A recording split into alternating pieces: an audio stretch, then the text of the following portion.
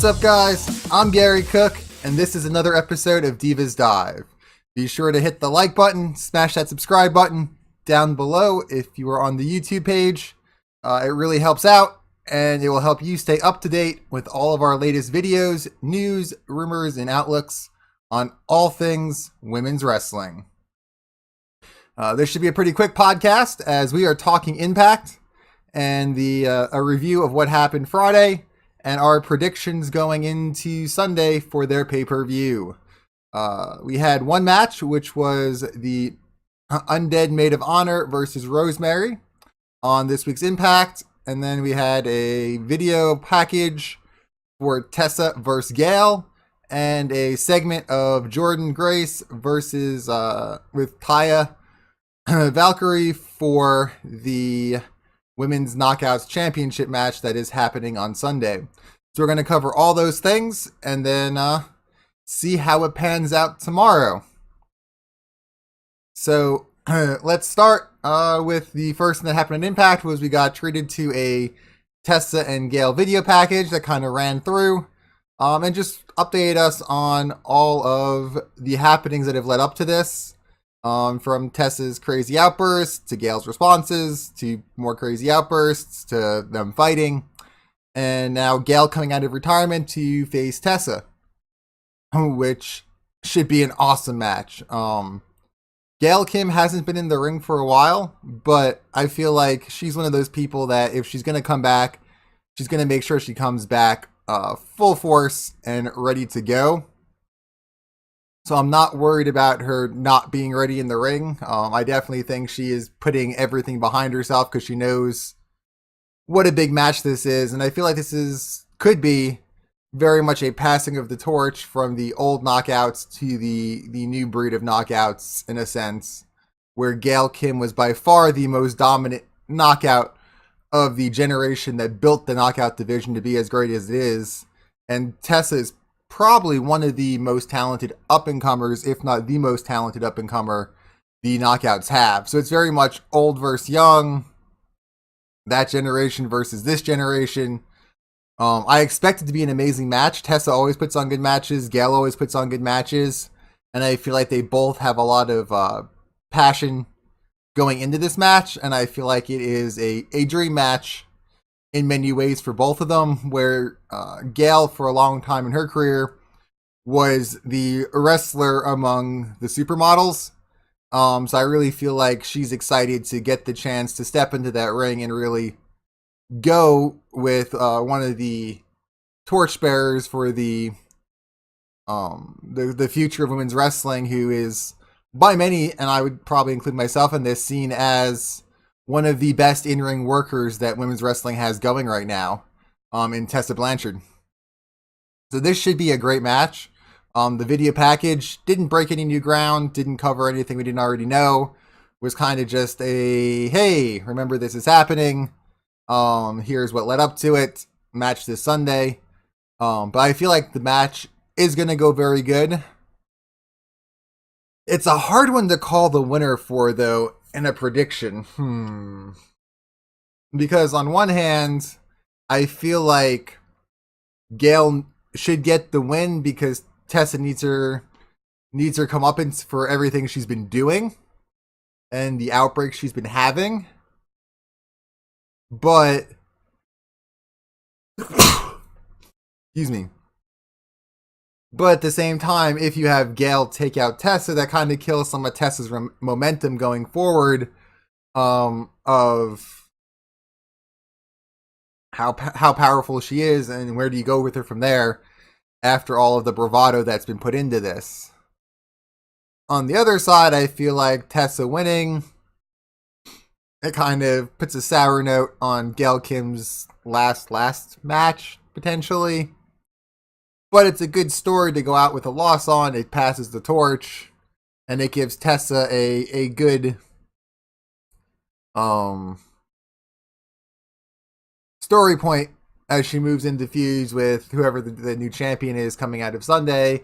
Of, hey, I beat the former champion who's held it the most times. Come bring it on. I'm going to remove you, and I'll become the most dominant champion this company's ever seen. So I'm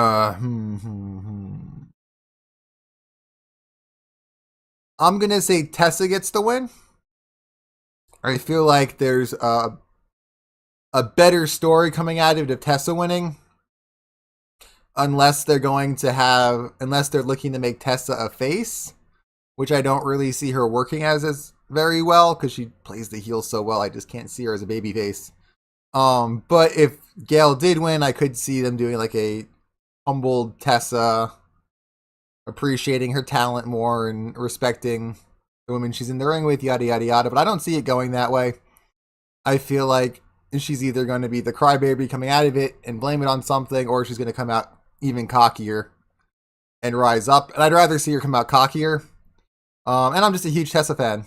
I'll be wearing my Tessa Blanchard shirt tomorrow as we watch, supporting the living legend herself. So I'm gonna go with who I like more. And say Tessa is going to pull that one out. The next thing that happened on Impact was we had Rosemary versus the Undead Maid of Honor. I mean, the match, it wasn't bad. It was a solid match, but it was short again. There wasn't really much to write home about. Rosemary brought the green mist back. She misted the Maid of Honor in the face and got the win that way. The real crux of the match happens, though, after the pin, where we get a stare down between Su Yung and Rosemary. And they both kind of just let the character work and their facial expressions play off of each other as Su Yung has to retreat back a bit. Rosemary chains up the Undead Maid of Honor and takes her off with her as a prisoner. So the story continues. And these two paint an amazing story together. The two of them, they work so well in the ring. Their character work is top notch. I would argue they're probably the two best character workers in women's wrestling right now. I'm hard pressed to think of anybody at the top of my head who tells stories as well as the two of them do. And that has been one of the best parts of Impact has been the Su Yung Rosemary story they've been telling. It's dark, it's gritty, it had murder even. It had all kinds of stuff going on, and it's been really, really good. I'm curious to see where it goes.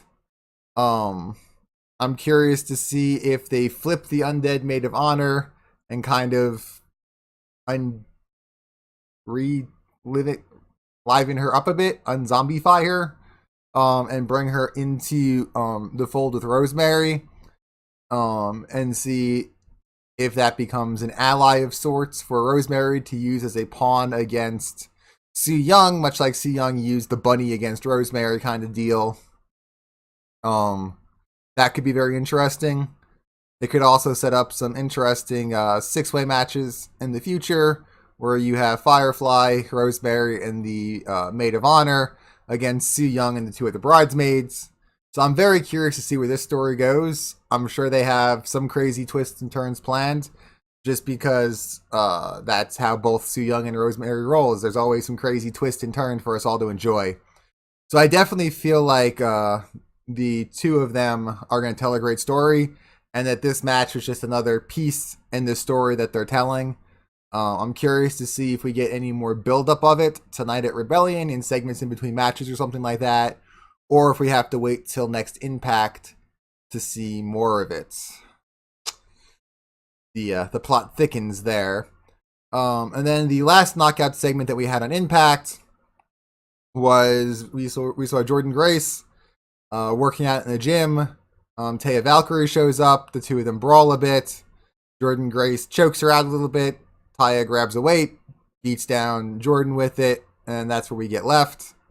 Taya Valkyrie definitely pulling out all the stops to retain her Knockouts Championship going into this match.